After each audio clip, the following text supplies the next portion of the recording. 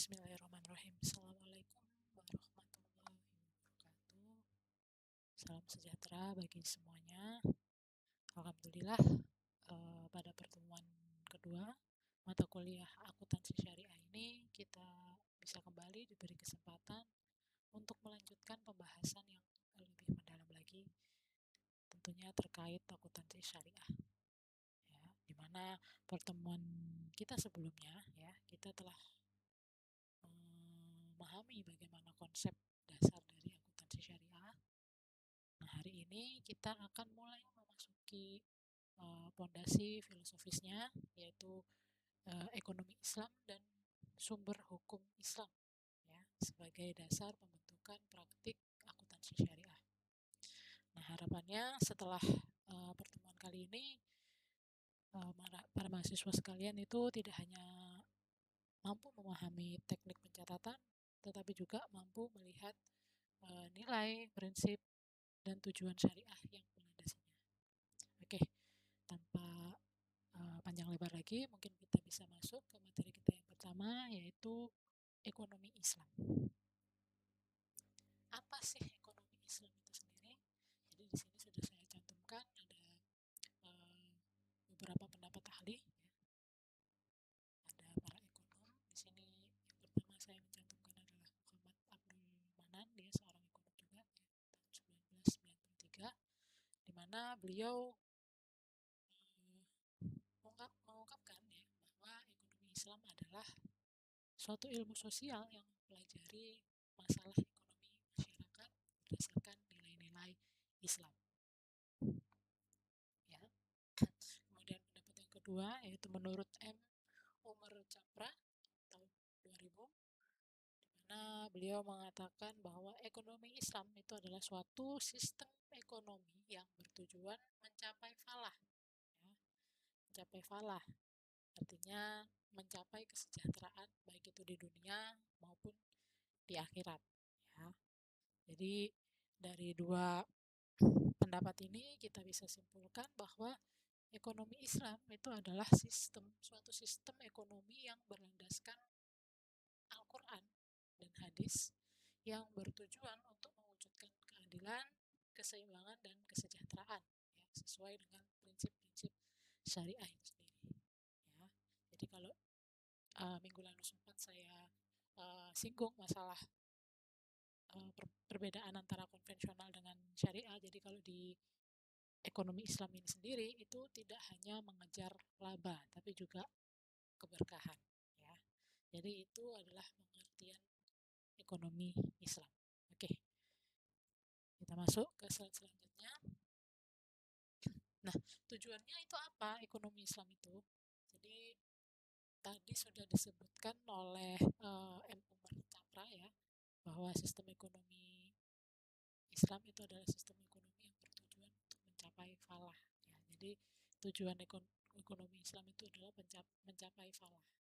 Mencapai falah itu adalah mencapai kesejahteraan baik itu di dunia maupun di akhirat. Jadi bagaimana cara untuk mencapai falah itu sendiri itu ada beberapa ya, meliputi keadilan, ya, keadilan distribusi kekayaan. Jadi ada distribusi kekayaan, kemudian ada pengentasan kemiskinan, ya, ada pengentasan kemiskinan, kemudian juga ada stabilitas ekonomi, dan yang terakhir ada keseimbangan sosial, ya.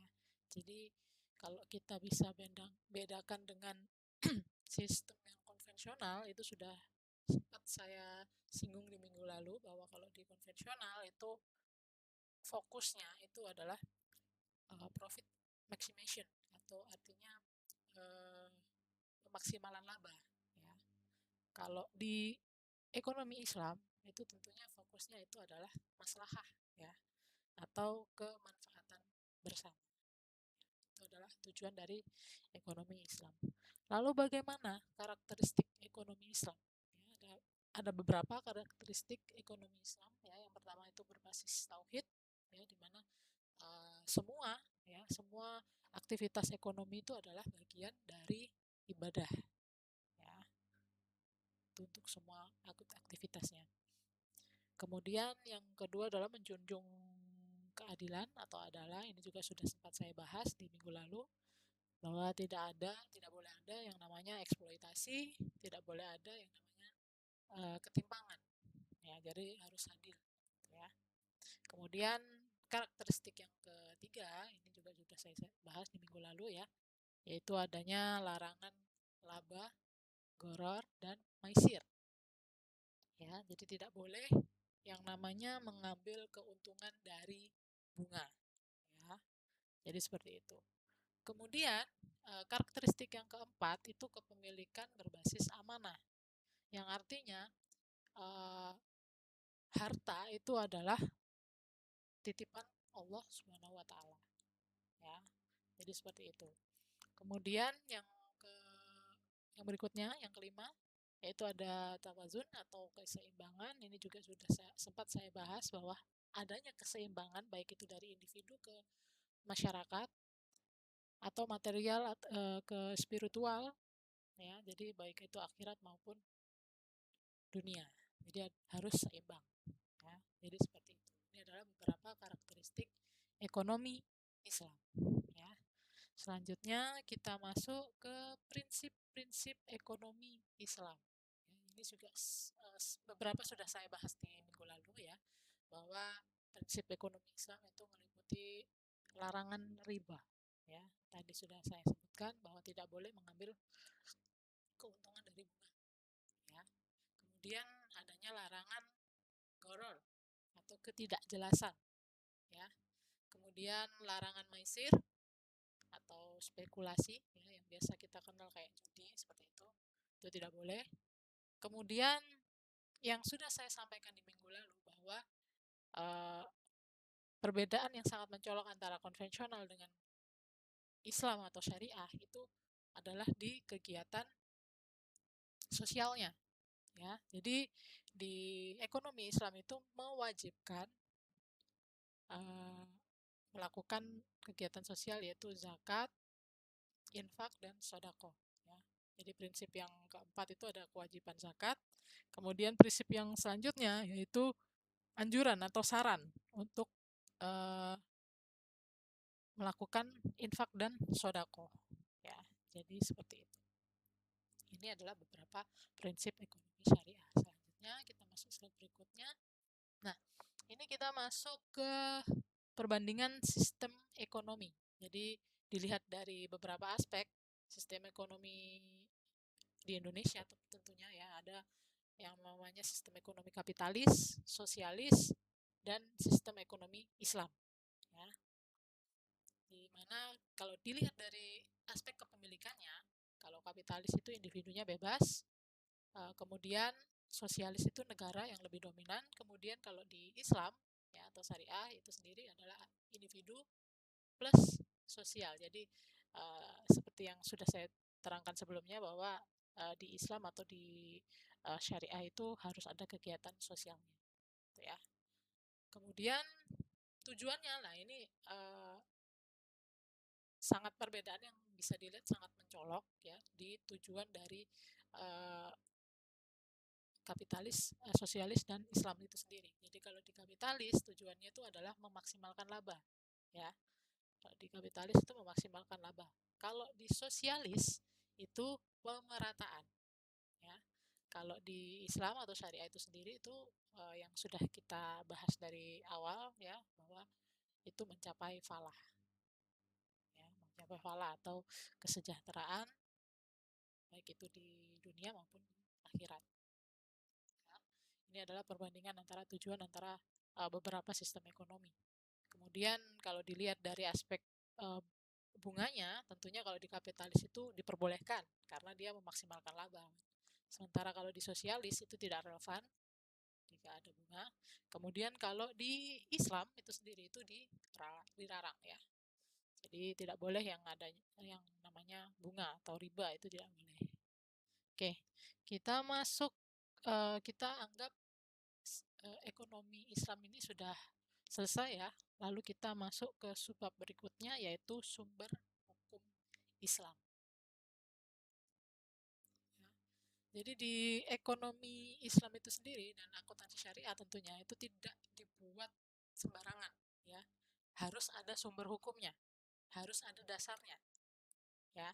Nah, di sini ada 5 sumber hukum Islam, ya. Yang pertama Al-Quran, kemudian yang kedua itu periwayatan hadis, kemudian yang ketiga itu ijma, kemudian yang keempat itu qiyas, baru yang kelima adalah ijtihad, ya.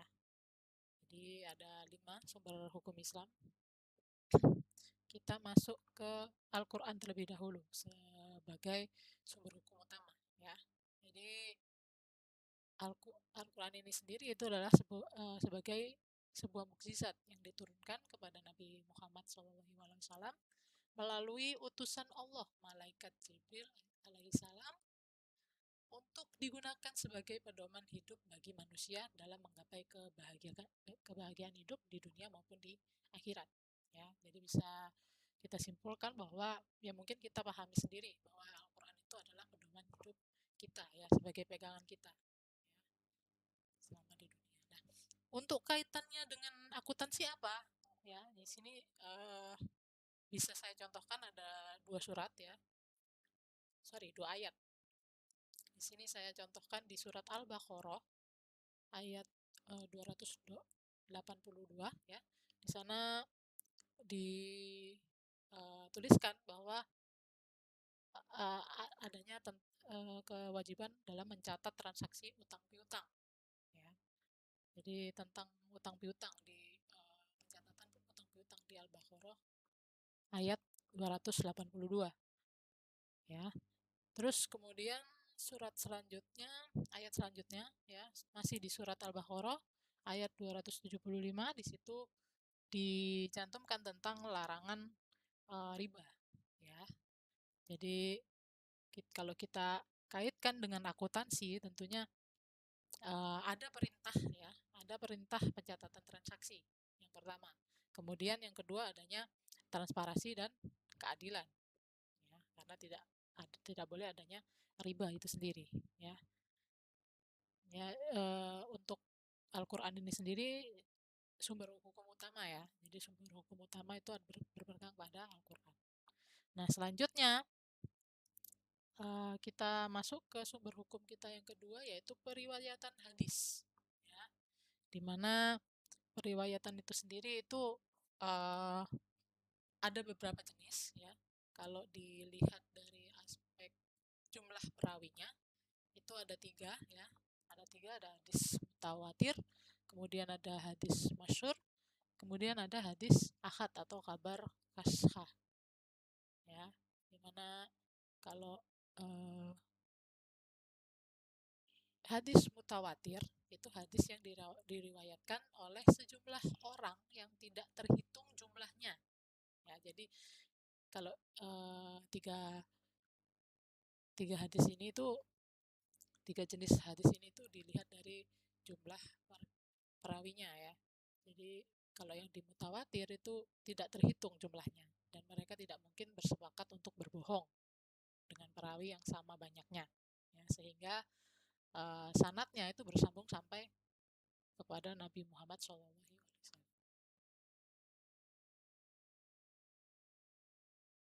Kemudian jenis hadis yang kedua yaitu hadis masyhur.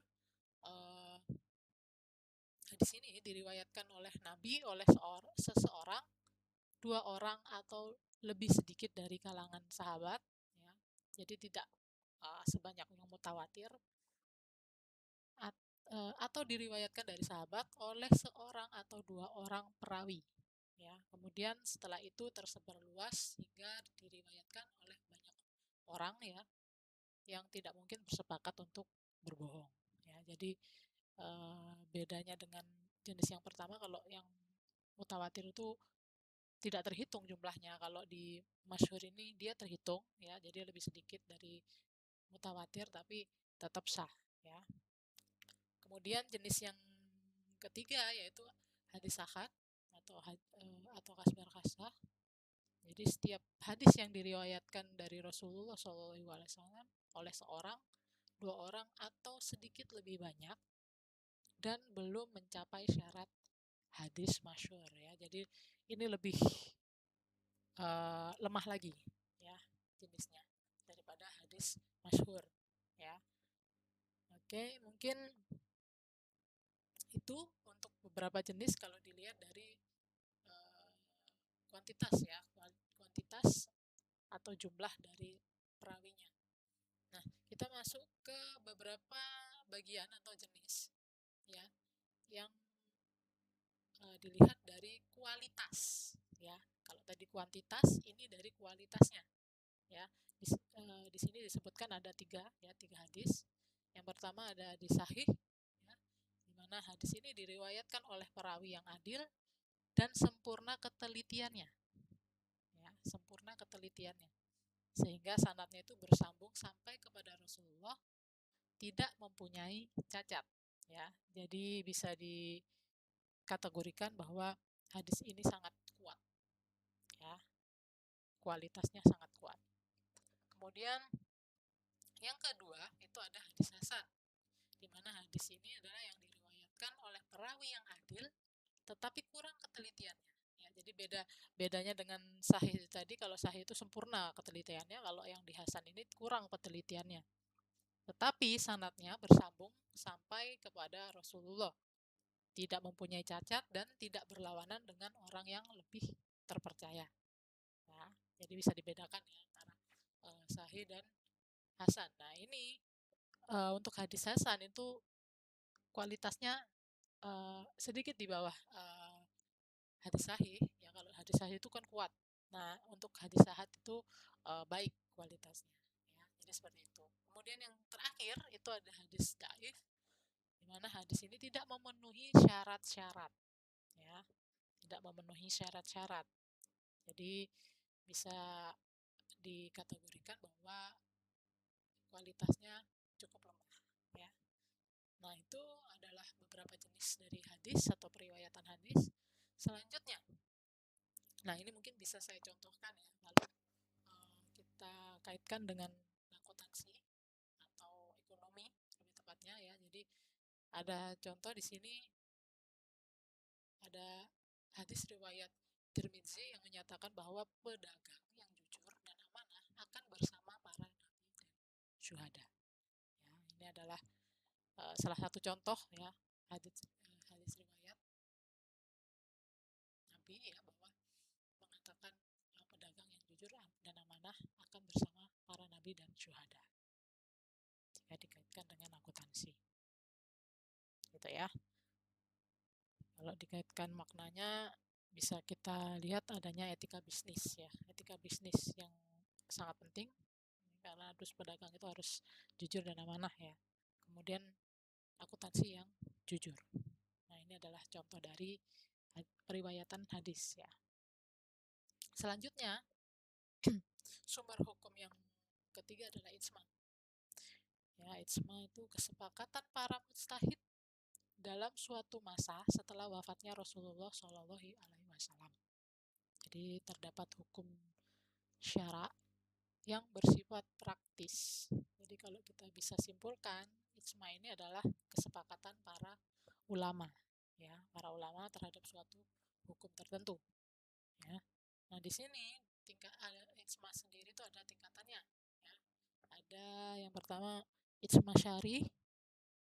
Jadi jika seorang ulama itu mengatakan hukum ini telah disepakati, ya, hukum ini telah disepakati, maka niscaya setiap ulama yang engkau temui juga akan mengatakan hal serupa ya.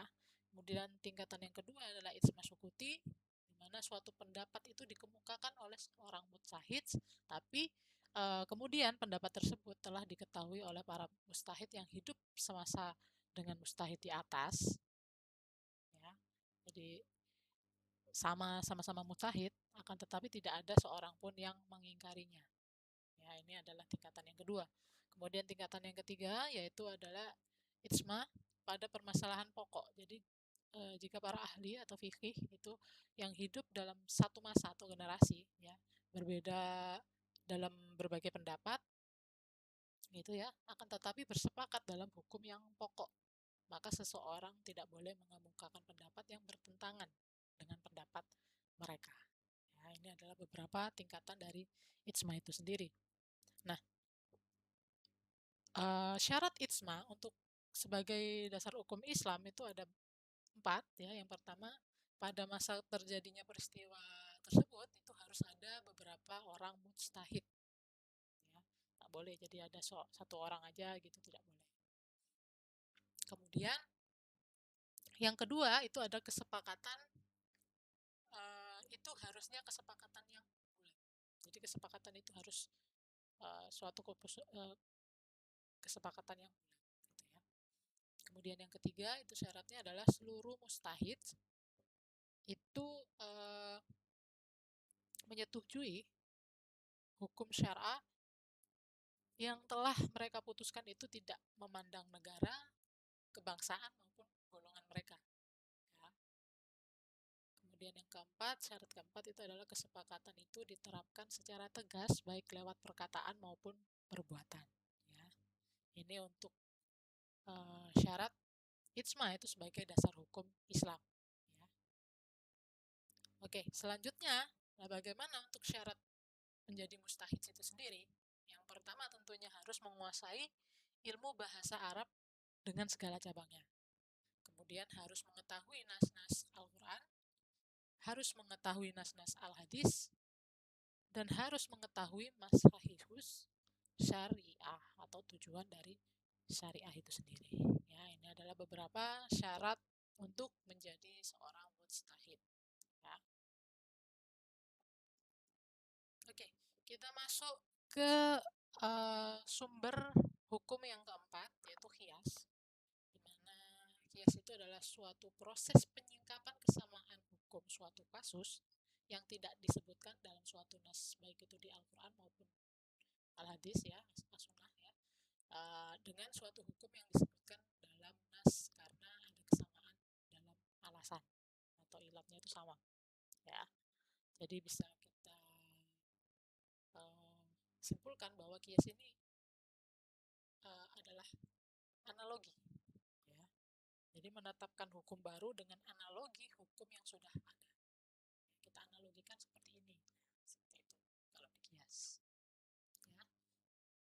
Ya, bisa saya contohkan mungkin untuk produk perbankan modern bisa dianalogikan dengan akad klasik ya yang nanti akan kita pelajari di minggu-minggu berikutnya, yaitu ada akad mudharabah dan murabahah.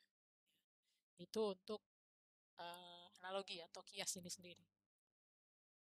Nah, untuk membuat kias sebagai sumber hukum itu ada syaratnya. Yang pertama, yang sepanjang mengacu dan tidak bertentang-tentangan dengan Al-Quran dan Al-Hadis ya, atau As-Sunnah ya. Kemudian kias juga sesuai dengan logika yang sehat. Jadi nggak boleh kalau dirasa tidak masuk akal itu tidak boleh. Oke, kita lanjutkan ke sumber hukum Islam yang terakhir, yaitu ada ijtihad ya, dimana ijtihad ini adalah upaya pemikiran ulama dalam menjawab persoalan kontemporer. Ya. Contohnya bisa dicontohkan adalah fatwa DSN MUI ya tentang fintech syariah atau keuangan syariah. Itu adalah salah satu contoh dari ijtihad. Oke, kita lanjut ke slide berikutnya. Nah, lalu bagaimana sih hubungannya antara ekonomi Islam dan akuntansi syariah? Kita sudah mempelajari keduanya ya kalau kemarin kita konsep dasar akuntansi syariah. Nah, pertemuan kali ini kita membahas tentang ekonomi Islam. Bagaimana kaitannya? Jadi kalau kita ibaratkan ekonomi Islam itu adalah sistemnya. Ya. Ekonomi Islam itu adalah suatu sistem. Nah, akuntansi syariah itu adalah alat pencatatan dan pelaporannya. Ya. Jadi untuk menjaga keadilan dan transparansi. Jadi kalau bisa kita simpulkan bahwa jika tanpa ekonomi Islam maka akuntansi syariah itu akan kehilangan dasar nilainya karena kehilangan sistem, nggak ada sistemnya. Sementara kalau tanpa akuntansi syariah, ekonomi Islam itu tidak bisa diukur dan tidak transparan. Jadi itu adalah hubungan dari ekonomi Islam dan akuntansi syariah. Nah, bisa kita contohkan kita aplikasikan di kehidupan kita ya. Itu aplikasi nyatanya. Ini mungkin sudah saya mention di minggu lalu juga, bahwa kalau di bank syariah ya, itu tidak mencatatkan yang namanya pendapatan bunga ya. Tidak ada yang namanya pendapatan bunga kalau di bank syariah ya. Yang ada hanya dia menggunakan pendapatan margin dan pendapatan bagi hasil ya. Ini adalah salah satu contoh aplikasi nyata di bank syariah tentunya. Kemudian mungkin yang contoh lainnya mungkin sudah saya sebutkan tadi ya, bahwa perusahaan syariah itu wajib yang namanya menghitung zakat, melaporkan zakat. Jadi dia harus melaporkan ada kegiatan sosialnya, harus melaporkan, harus menghitung zakat dan melaporkan dana kebajikan lainnya seperti uh, yang mungkin sudah saya mention tadi ya, ada zakat, infak dan sedekah. Ya. Jadi seperti itu. Nah, sumber dari semua ini itu sumbernya tentunya dari sumber hukum Islam ya. Yang kita pegang sumber utamanya adalah Al-Quran dan hadis ya, serta fatwa-fatwa syariah. Nah, mungkin itu untuk pertemuan kita di minggu ini ya, untuk materi ekonomi Islam dan sumber hukum Islam sudah tuntas. Mungkin kita bisa akhiri. Kita ketemu lagi di minggu yang akan datang, tentunya dengan materi yang berbeda. Kita ulas lebih dalam lagi tentang akuntansi syariah. Mungkin cukup sekian. Saya akhiri kelasnya. Kurang lebihnya saya mohon maaf. Wassalamualaikum